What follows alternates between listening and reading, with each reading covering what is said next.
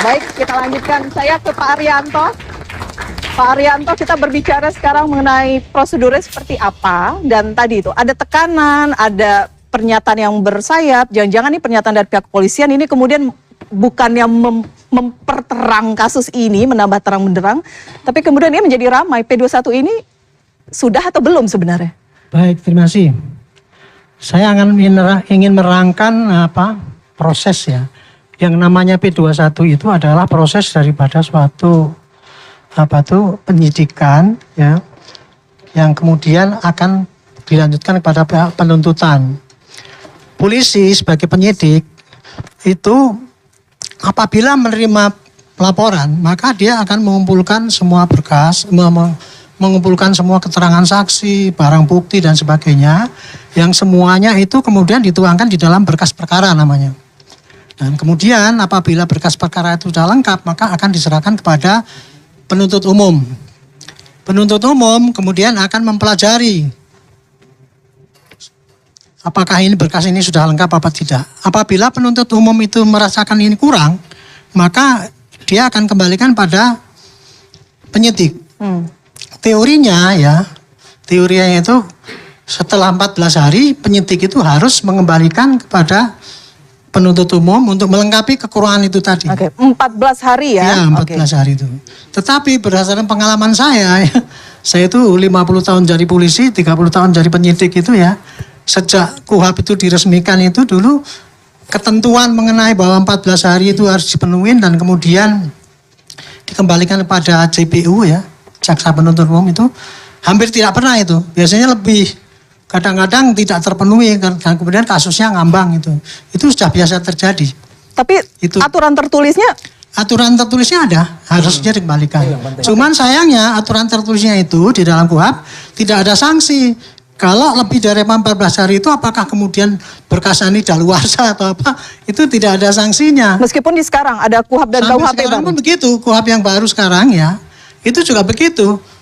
Harus dikembalikan, cuman bedanya kalau dulu itu bolak-balik itu bisa sampai puluhan bahkan ratusan kali.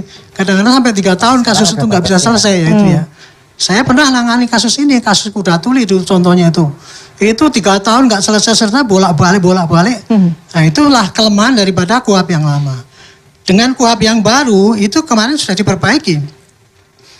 Bapak diserahkan pada JPU kemudian serahkan kepada, kalau kurang diserahkan kembali kepada penuntut penyidik, dan penyidik kemudian menyerahkan kembali kepada JPU.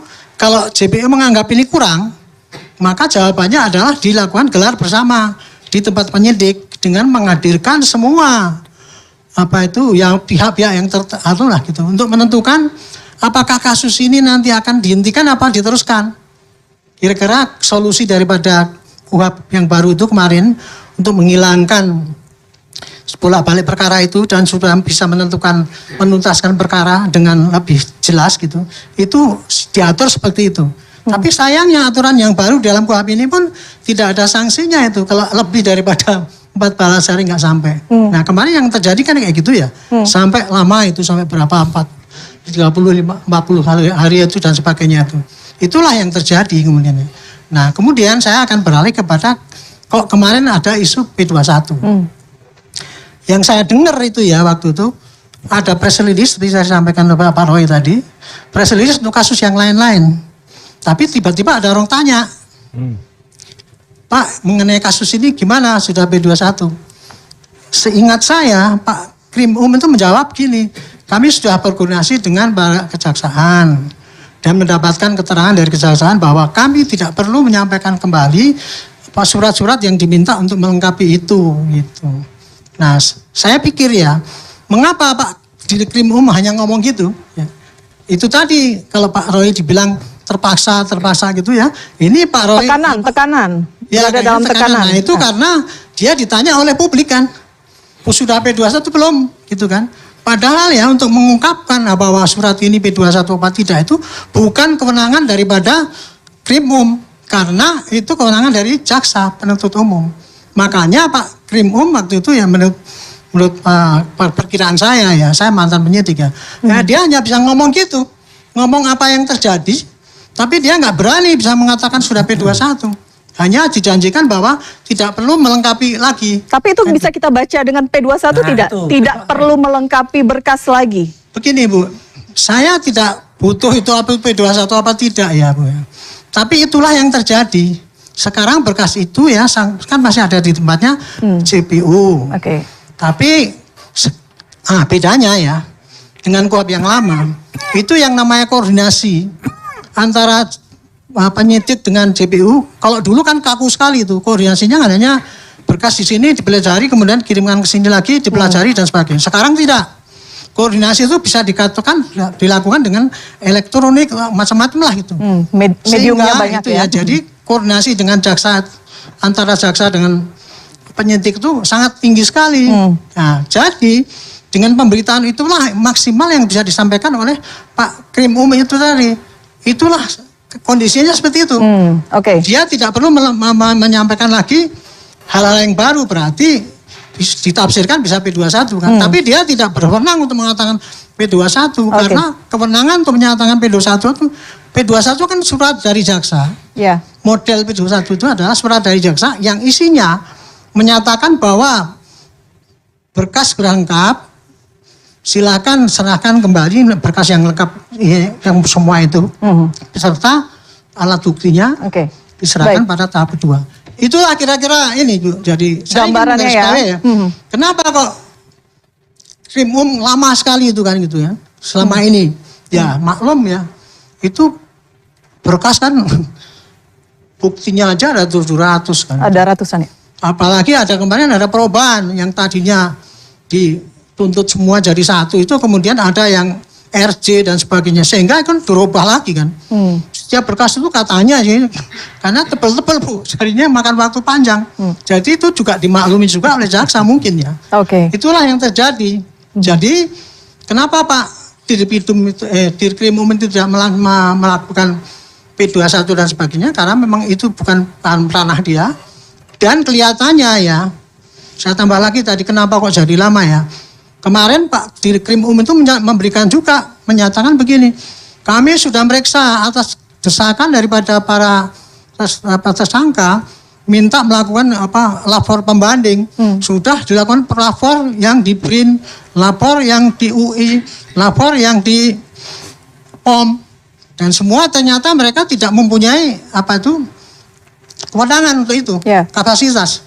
Sehingga bukti-bukti yang dipakai oleh lapor yang dipakai oleh polisi itu sekarang ini sudah sah karena memang sudah mempunyai kredibilitas yang tinggi dan diakui. Sehingga itu intinya adalah bahwa polisi kemarin kenapa jadi lama, kalau ini tafsiran saya, karena polisi menanggapi semua apa yang diminta dari dua pihak. Demi perfectnya pelayanan, kira-kira gitu lah. Baik, demi perfectnya pelayanan. Kira-kira gitu. Saya ke Bang Didit sekarang. Tafsirannya bagaimana soal P21 ini yang jadi ramai sekarang? Baik, terima kasih Bu Haja. Welcome home. Jadi gini, dalam hukum kita mengenal istilah das Sein, das Sollen. Das Sein adalah apa yang terjadi. Kalau das Sollen, apa yang seharusnya terjadi. Tadi saya melengkapi keterangannya Pak Arianto. Pak Arianto bilang aturannya ada. Tapi yang terjadi tidak seperti begitu. Nah, bukan berarti kita membenarkan. Kemudian saya lengkapi lagi, apakah ada sanksi? Tidak seluruh pelanggaran diatur sanksinya. Tapi kalau pelanggaran hukum acara bisa diajukan ke pra-peradilan. Masalahnya, si tersangka tahu nggak ini berapa hari meleset? Dia kan nggak tahu. Karena pelanggaran itu tidak berdampak langsung. Tapi kalau ketahuan kita punya bukti, itu bisa diajukan pra-peradilan. Bisa digugat perbuatan melawan hukum. Itu bisa. Tetap bisa. Jadi kita juga mengenal yang namanya legal justice sama moral justice. Nah, P21 ini, ya saya ngomong jujur, kita nggak bisa menerjemahkan apakah kejaksaan bersikapnya seperti apa, polisi bagaimana, apakah sudah koordinasinya sampai tahap mana, kita tidak mengerti. Tapi kita punya moral justice di sini. Saya berani saya pertaruhkan 12 sampai 15 materi pra-peradilan bisa diajukan. Ini masih berantakan sekali. Artinya apa? Jadi begini. Kerja-kerja polisi saat ini menurut Anda masih banyak celahnya? Ini saya bicara soal hukum formil ya. Hukum formil. Ini nomor satu yang paling gampang aja. Sekarang yang diteliti oleh Mas Roy sama Dr. Tifa, itu ijazah siapa? Yang diupload Dian Sandi. Bukan yang jadi barang bukti. Itu aja udah salah. Jadi kalaupun dibilang ini ada 99,9% palsu, itu ijazah yang diupload oleh Dian Sandi. Bukan yang dikasih sebagai barang bukti. Yang kedua, barang buktinya ijazah asli. Barang bukti, waktu itu saya bilang, waktu saya di head to head, barang bukti yang disita adalah barang hasil kejahatan, terkait hasil kejahatan, atau alat yang digunakan untuk kejahatan. Ini barang buktinya ijazah Pak Jokowi, kategorinya apa? Nggak bisa. Di lab krim berarti ada kecurigaan ini palsu. Karena lab krim itu bukan membuktikan bahwa ini asli, tapi dicurigai ini palsu. Jadi ngaco ini perkaranya. Saya tidak mengkultuskan siapapun. Saya bicara sebagai sarjana hukum. Dari sisi pandangan-pandangan ilmu hukum. Jadi itu dua saja udah ngaco. Yang ketiga, ada pasal 28 ayat 2 Undang-Undang ITE. Ini saya udah bilang, ini pasal anak haram undang-undang. Itu yang dilaporkan oleh? Ini dilaporkan oleh salah satu pelapor yaitu Lecumanan. Oke, dari Pradi Bersatu. Dari Pradi Bersatu. baik. Ini 28 pasal 28 ayat 2. Kenapa saya bilang ini anak haram undang-undang? Dia lahir dari undang-undang tahun 2008. Makanya ini gila kalau mau di P21. Isinya apa, Bang? Jadi isinya ujaran kebencian. Oke. Ya, terhadap SARA dan sebagainya ya. Jadi diterbitkan tahun 2008. Kemudian diperbarui tahun 2016. Tapi pasal ini tidak diganti. Kemudian tahun 2023 dalam KUHP dinyatakan dicabut dan diganti dengan pasal 243. Oke. Tahun 2024 Undang-Undang nomor 1 lahir lagi itu pasal. Kan gila. Lahir lagi pasal 28 diperbarui. Terus saya sempat diperlihatkan dari tim bahwa pada saat Lecumanan membuat laporan itu ditulisnya Undang-Undang ITE. Berarti kita nggak tahu undang-undang mana.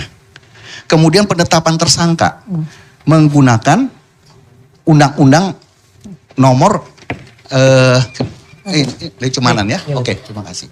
Nah, ini kalau kolaborasi yang baik nih, silakan. Jadi saya diperlihatkan semua berkas. Saya bilang penetapan tersangka Polda menggunakan Undang-Undang nomor 1 tahun 2024 yang tidak boleh. Itu secara itu cacat formil. Oke. Enggak, karena sudah dicabut pada Undang-Undang nomor 1 tahun 2023. Oke, kita kasih kesempatan dulu Pradi Bersatu boleh ya, Bang Didit? Ya, tapi saya lengkapi ya. Oke, silakan, singkat. Jadi, pada tanggal 30 Maret, Polda mengeluarkan surat. Dia menyatakan pasal itu dirubah jadi 243. Jadi Polda sendiri mengingkari pada penetapan tersangkanya, dia pada tanggal 30 Maret. Itu materi cacat formil itu. Harus di pra-peradilan kalau mau. Tapi ya udah nanti aja, nggak kalau usah. mau atau tidak kita tanya nanti. Tapi saya tanya komentar dulu dari Pradi Bersatu. Silakan. Bang Boy merespon tadi, Bang. Iya, begini Pak, yang Bapak jelaskan itu benar ya, menurut versi Bapak sebagai seorang ahli. Undang-undang. Saya bicara Ya, undang-undang. artinya Bapak menafsirkan Saya undang-undang kan? Tidak, Ya, ini bukan soal penafsiran Bapak. Itu bicara soal Dan saya bicara dulu Bapak. Bapak tadi bicara, saya nggak bicara kan? Bukan. Saya harus bilang, saya bukan penafsiran. Saya lagi Bukan, menjelaskan Pak. aturan undang-undang. Bapak menafsirkan Iya, iya. undang-undang. Tapi jangan bilang penafsiran ya kan? saya. Itu. Ini Saya penafsiran bicara. Bapak, saya hormati, saya hargai, hormati kok Pak. Iya, tapi jangan bilang penafsiran.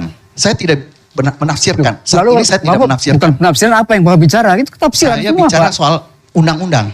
Fakta. Ya undang-undang yang Bapak tafsirkan kan? Enggak. Penafsiran undang-undang Gimana sih beda. ngomongnya nih? Beda. Itu kan beda. penafsiran Bapak. Kalau saya tafsir beda lagi Pak. Kalau dilihat undang-undangnya dibaca itulah yang tertuang. Nah, beda dengan kalau saya menafsirkan. Karena tidak jelas undang-undangnya kita menafsirkan, memberi penafsir. Itu bedanya. Oke. Jadi yang Bapak sampaikan itu saya hormati, saya hargai, ya kan. Tapi Bapak juga menghargai pendapat orang lain. Undang-undang yang sama, baca yang sama, mata yang sama, berbeda persepsinya Pak. Itu namanya penafsiran. Di dalam hukum itu dikenal yang penafsiran hukum Pak. Saya bukan penafsiran. Bapak menafsirkan dari sudut Saya tidak Bapak, saya menafsirkan dari sudut saya. Tidak. Saya bicara Jadi undang-undang. kalau Bapak mengatakan bahwa kita Saya bicara punya laporan itu fakta. tidak benar, loh nggak ada challenge kok Pak. Sampai sekarang saya tunggu challenge saya mana. Nah, Jangan hanya berkeluar-keluar tolong dibaca mengatakan dokumen. ini salah, ini tidak tepat, jadi tapi nggak di bukan- challenge ini Pak. penafsiran, bukan. Kalau Channel- dibilang penafsiran, salurannya ini negara ini penafsirannya siapkan. bagaimana? Ada Saya prapred. tidak bicara. Kenapa tidak laksanakan prapred? Supaya dibuktikan di sana Pak. Jadi Bapak berkeluar-keluar sebagai seorang ahli, menafsirkan menurut Bapak seolah-olah benar, tetapi tidak pernah disalurkan ke jalur yang benar. Prapred Pak ya Pak. Bapak Oke. prapred aja, Ya, kita tunggu saya jawab Pak. ya. Sekali lagi Kalau saya- benar Bapak berani saya- mengatakan Bapak benar, Ya. pra-peradilan, kenapa tidak dilaksanakan Pak? Saya berani, Itu jalur yang tepat saya Pak. berani menjadi ahli dan saya bicara di pra-peradilan, ya, berani. Tapi dengan satu catatan, hakimnya disuruh harus bersumpah dulu, hakimnya harus fair trial. Ayo, saya sudah berulang kali mengajukan pra-peradilan dan saya tahu bagaimana. Kadang-kadang kita harus menang kalahnya itu bagaimana. Harus bersumpah, fair trial, mau nggak? Ditonton di sini rakyat bersuara atau head to head dan sebagainya. Ayo, saya taruhan. Saya baru Tapi, kemarin Pak, itu kan saya bukan hadir di jalur yang pra-peradilan. disediakan negara kan? Bukan, sekarang kita Kan tahu ada Bapak legal justice, bicara ada hukum, moral justice. Bapak orang hukum bicara Ya. hukum. Pembuktiannya di mana Pak? Gimana? Pembuktiannya kan di depan pengadilan, Ya. ya kan? Kalau Bapak mengatakan bahwa prosedurnya salah, pasalnya salah, ini salah, diuji di mana Pak? Jadi Kan saya uji bilang pengadilan kan? harus Bapak tidak pernah uji diawasi pengadilan, oleh bagaimana Bapak mengatakan Bapak yang benar? Saya Nggak bicara bisa, harus Pak. diawasi, ya. Saya tidak bicara penafsiran. Nah, ini harus dipahami. Saya bicara Polda menuliskan, ini bukan penafsiran. Surat nomor tanggal 30 Maret. Itu ditulis undang-undangnya berubah menjadi pasalnya berubah menjadi 243, bukan penafsiran ya, itu Ya, kata-katanya. makanya saya bilang Bapak, yang ada. Sebentar, Bapak sebentar, mengatakan sebentar, pasalnya sebentar. salah, Makanya saya bilang, pasalnya tidak ya. tepat. Jadi saya Tapi Bapak bilang tidak gunakan sekarang, channel yang senegara untuk challenge itu. Makanya saya bilang, Itu kita tunggu kalau dari tadi, prinsipal Pak. setuju dan tim lawyer setuju, silakan, saya jadi ahli. Oke, langsung. Mas Ya. Roy akan pra-peradilan, Mas? Enggak, kalau peradilan kayak gini, tidak hanya pra-peradilan. Kemarin laporan yang dipegang oleh Pak Didit itu, Dokter Didit loh, dia bukan hanya sarjana hukum biasa. Iya. Ya, itu pun sudah kami laporkan, ya. Dan orang namanya Lecumanan, nah, saya kirimkan juga. Itu pun sudah menjadi terlapor sekarang. Menjadi terlapor di pasal di undang-undang dia memberikan keterangan pidana sumpah palsu dan keterangan palsu. Karena apa yang dilakukan di dalam laporan tanggal 26 April itu, ya, nah ini. Ya, ini di Lecumanan ini. Laporan tanggal 26 April sebelum laporannya Jokowi itu tiba-tiba menuliskan pasal-pasal dan korbannya namanya di situ terus Peradi Bersatu. Mana ada korban kok organisasi? Organisasi itu nggak bisa jadi korban. Nah makanya karena dia menempatkan keterangan palsu di atas akta otentik yang palsu, makanya kami lapor. Dan laporannya diterima. Ya tunggu saja deh kalau gitu. Udah. Jadi nggak perlu Ya, prapit. kita tunggu aja Mas Roy. Kalau Mas Roy Iya. bilang mengatakan itu salah, Iya. tapi penyidik bilang benar. Siapa yang kita Ini percayai? penyidik juga Mas bilang Roy tidak laporan pernah kami uji benar. Ya udah Saya tunggu bilang aja. dari Tadi kenapa Tunggu tidak aja. peradilan? Ya nggak usah Uji di prapit. sono. Kita Itu tahu tempatnya prapit itu tepat. prapit itu dari seperti apa. Karena laporan akhirnya diterima pihak kepolisian, gitu ya? Karena akhirnya laporannya diterima oleh pihak kepolisian dan Iya, berlanjut ya diterima pasal-pasal. polisi, artinya penyidik merasa benar kan? Iya, iya. Ada bukti-bukti Ini yang ada. lebih detail, karena Pak kalau Gofur Mas masih Roy merasa tempat, itu tapi tidak saya- benar, itu salah, kenapa tidak challenge? Challenge itu nggak hanya prapit, terlalu kecil kalau hanya Itu soal jalurnya prapit. terus mau challenge di sini. Oh enggak, ini Mau juga kita teriak-teriak di laporkan medsos. juga. Itu challenge-nya. Enggak, kita laporkan aja, udah tunggu aja kalau gitu. Enggak usah Oke, kita kebakaran. tunggu lah kalau gitu. Jika Mas Roy tidak menjawab apakah akan pra-peradilan atau Ya, tidak, gitu. Bang Sangaji sebagai kuasa hukum akan mempertimbangkan untuk pra-peradilan atau Ya, tidak? Gini, pra peradilan itu adalah satu lembaga peradilan untuk menguji sah tidaknya upaya paksa. Ya, kalau di KUHP yang lama itu diaturnya dalam ketentuan pasal 77. Kalau di KUHP yang baru sekarang, Undang-Undang Nomor 20 Tahun 2025 diatur dalam pasal 158. Ya, pasal 158 itu sah tidaknya upaya paksa. Ya, upaya paksa apa saja? Penetapan tersangka, penahanan, penangkapan, penyitaan, penggeledahan.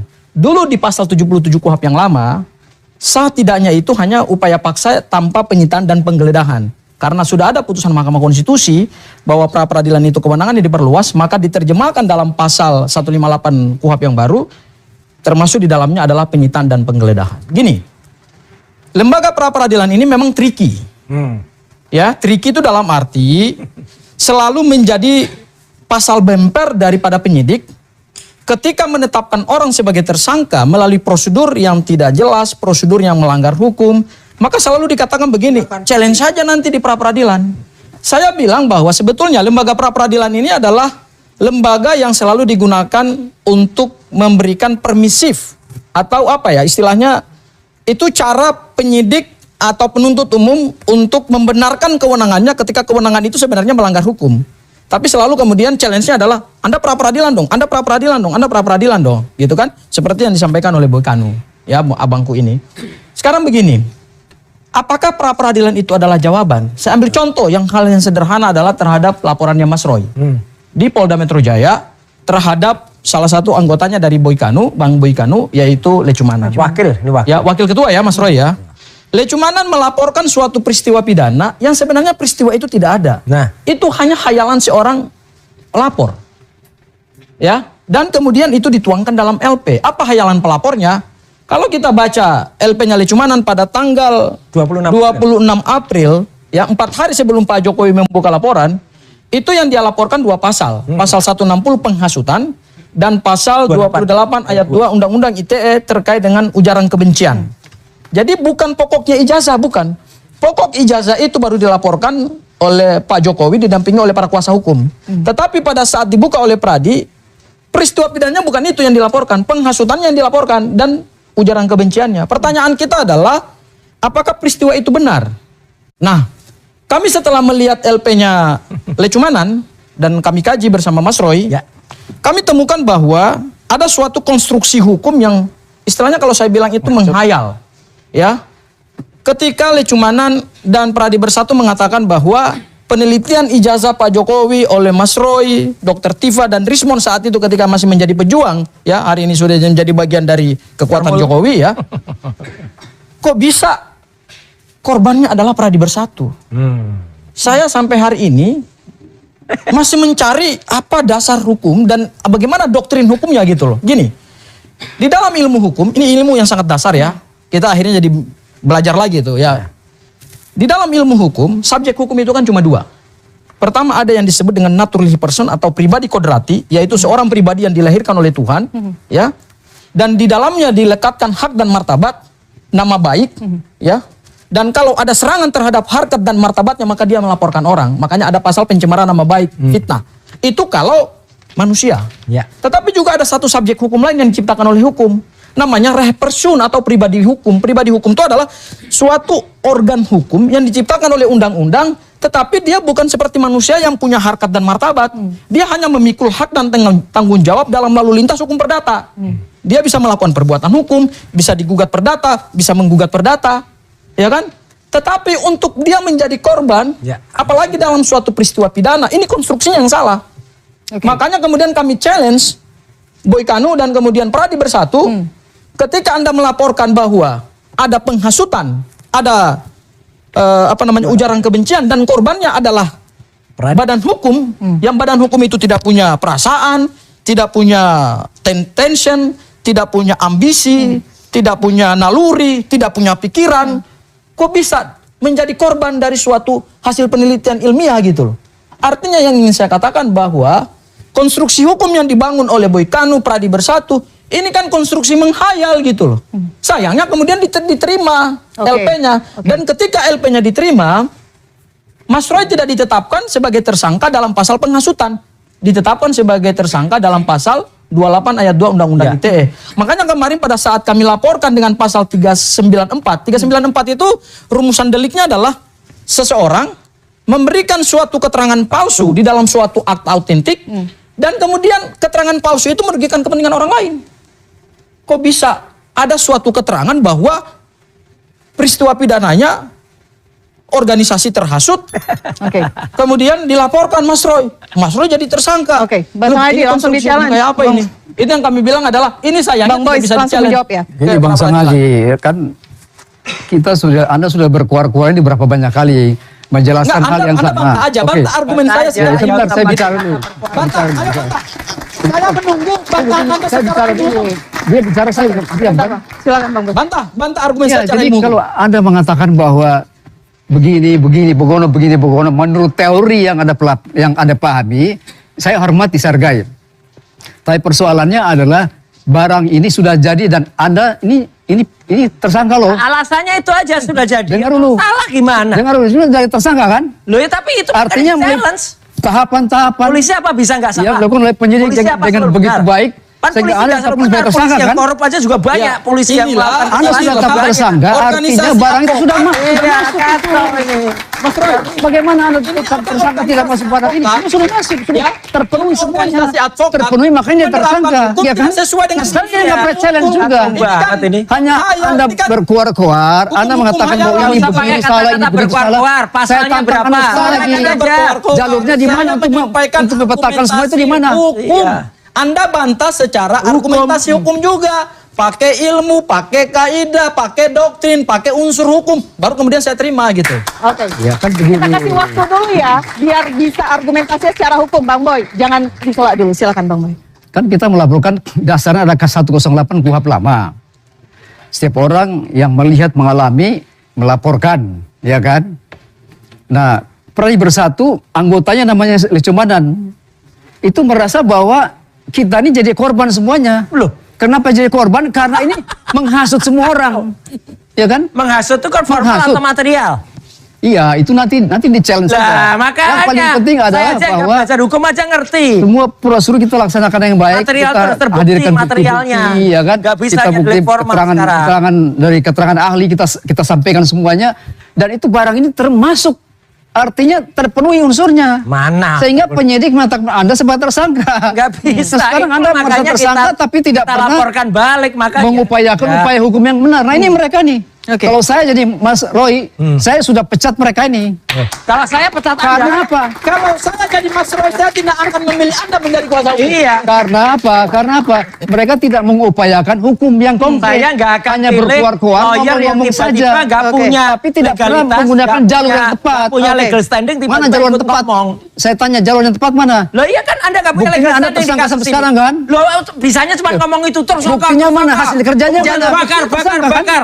Wah kayak gini Berbeda repot dengan kalau yang hukum lain. Indonesia kayak Berbeda Jalur yang dengan- tepat itu menurut Anda apa? Pra-peradilan itu? Orang nggak punya Jalur legal yang standing tepat kok itu kayak apa? gini. Untuk Aduh, men-challenge parah. ya? Pra-peradilan menurut Nggak Anda? jelas itu artinya begini, ya kan? Bisanya ngomong Mereka cuma gini nih sebagai kalau dari papasan PH-nya aja ya. berjuang mati-matian untuk menyelamatkan beliau. Tapi sampai sekarang statusnya tidak berubah.